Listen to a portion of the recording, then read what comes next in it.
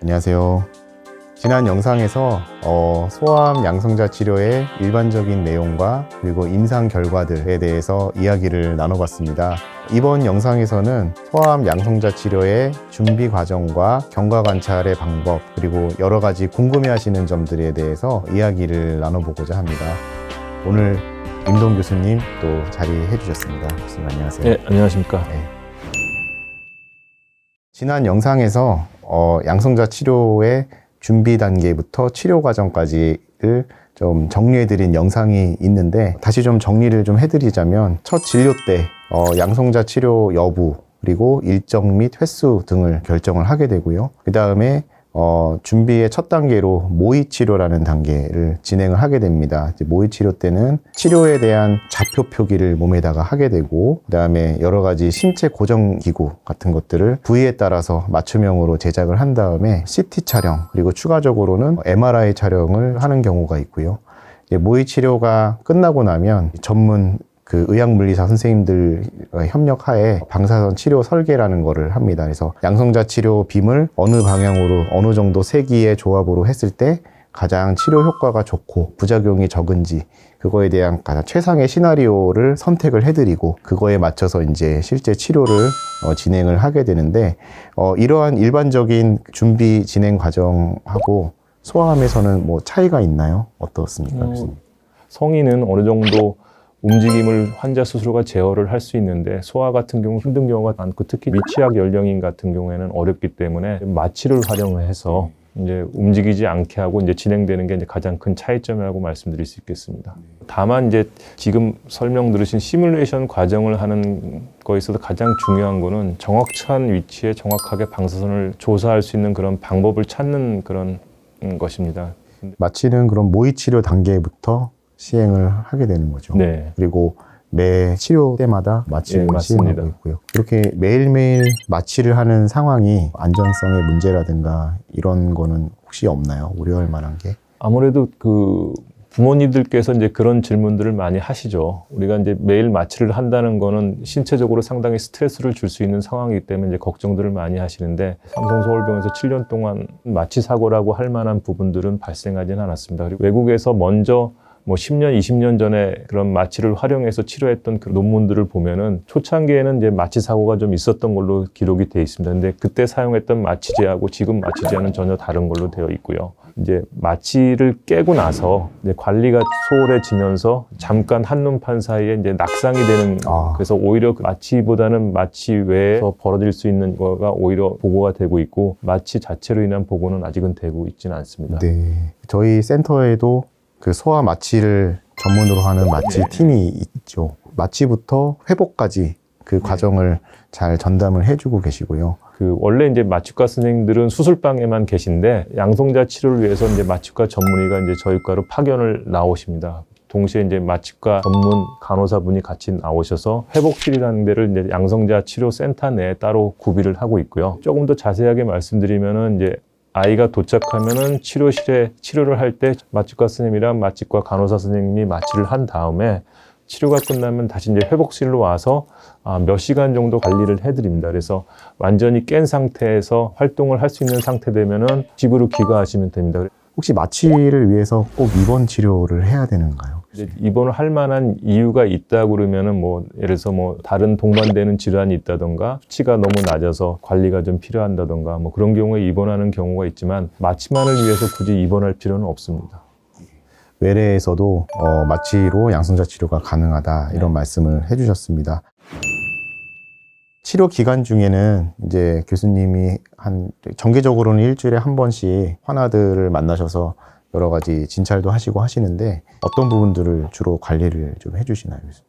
아무리 양성자를 사용한다 하더라도 그 종양 근처에 있는 종양을 포함하는 장기에는 영향을 줄 수가 있기 때문에 예를 들어서 머리를 치료할 때는 이제 머리가 아프거나 울렁거리거나 많이 피곤해 한다던가 아니면 이런 등이나 가슴 부위를 하게 되면 피부를 통과하기 때문에 그 피부의 색깔이 좀 변한다든가 우리가 예를 들면 여름에 피부가 탄다든가 치료 중에 부작용이 생길 수 있기 때문에 주로 그 부분을 많이 보죠. 네.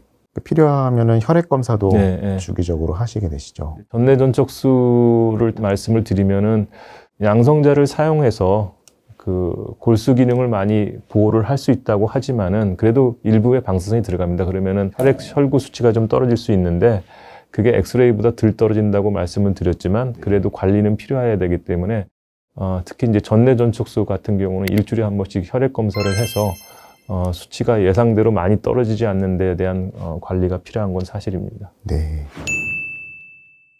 그 양성자 치료를 다 완료된 이후에 그 이후에도 이제 추적 관찰을 해주시는데 그때는 이제 어떻게 관리가 들어가게 되나요?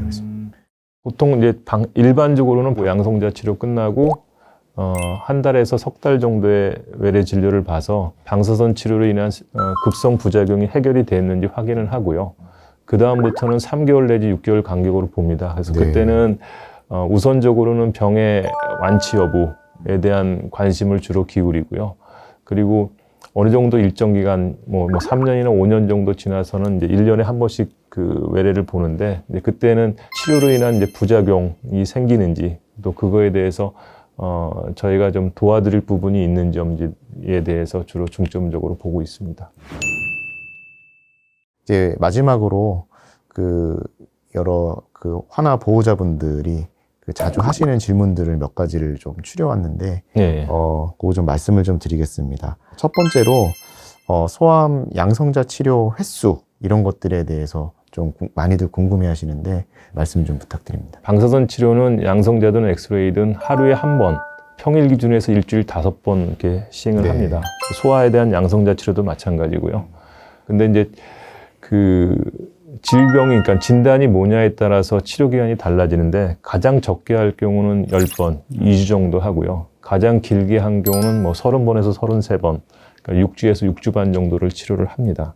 그거는 이제 진단에 따라 예, 달려있기 맞습니다. 때문에 그 부분은 이제 진료실에서 교수님과 상의를 하시면 될 것 같고, 또 한 가지가 특히 이제 뇌종양 치료에 있어서 탈모 문제에 대한 겁니다. 예. 특히 이제 양성자 치료의 경우에는 두피 쪽으로 이제 양성자선 노출이 있다 보니까 그 부분에 대한 이제 탈모가 진행이 되는 경우가 많은데, 이러한 탈모가 영구적인 건지 아니면 영구적이지 않다고 하면은 이제 탈모 이후에 그 머리가 언제 새로 나는지 이런 것들에 대해서도 많이 궁금해 하시는 것 같습니다. 네, 뇌 말고, 그러니까 머리카락이 있는 부위 말고 다른 부위 방사선 치료를 하게 되면 머리카락이 빠지지 않느냐는 질문들을 많이 하시는데, 우선 탈모 현상은 뇌종양 환자에게만 국한된다고 말씀드리고 싶고요. 네.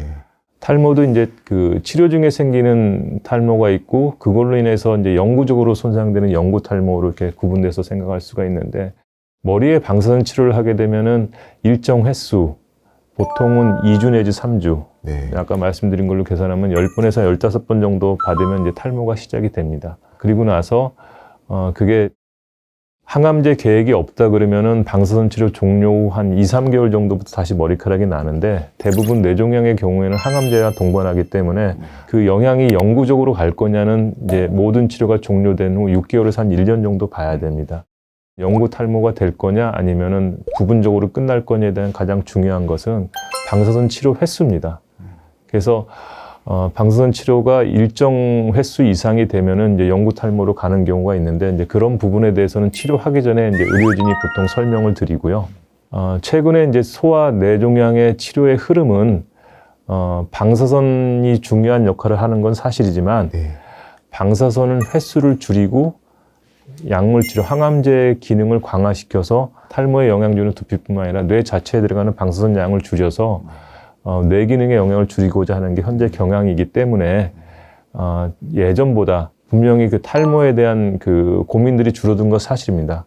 그것 플러스 양성자를 사용하게 됨으로써 탈모에 대한 그런 현상도 줄어든 걸로 저는 개인적으로 생각하고 있습니다. 그래서 탈모 이슈에 대해서도 자세히 말씀을 나눠봤고, 이제 마지막으로 이제 양성자 치료를 받는 환아들에게 있어서 이제 주변 사람들과의 격리 생활이 필요할 거냐 이런 거에 대한 질문도 많이 하시거든요. 그래서 요거는 그냥 제가 말씀을 드리면은, 흔한 오해 중에 하나가 방사선 치료를 받는 분들은 주변으로 이렇게 방사선을 막 노출을 시킨달지 이제 그런 현상이 이제 우려가 돼서 격리를 해야 된다, 이런 믿음을 갖고 계신 분들이 계신데 실제로는 이제 그렇지가 않고 방사선 노출은 방사선 치료를 받는 중에만 환자에게 국한돼서 나타나는 현상이고 그 이후에는 벌어지지 않기 때문에 특별히 방사선 치료를 받는 기간 중에 환아와의 어떤 격리 생활이 필요하달지 그런 거는 없다고 보시면 되겠습니다.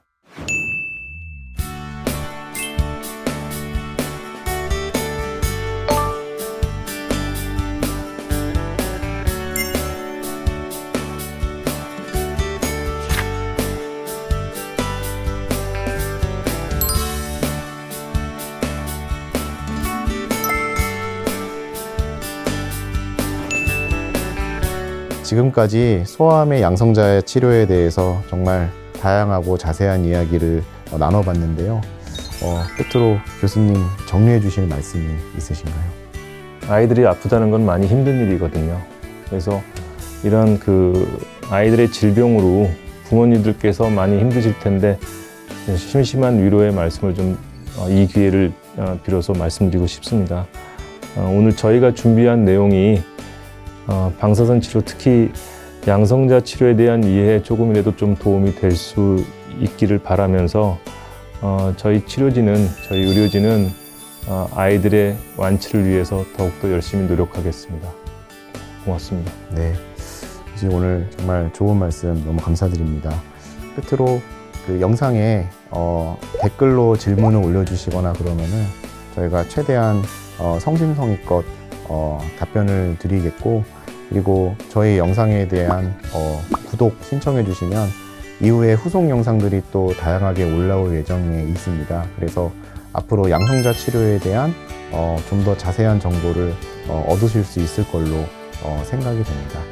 이것으로 오늘 영상을 마치도록 하겠습니다. 감사합니다. 네. 고맙습니다.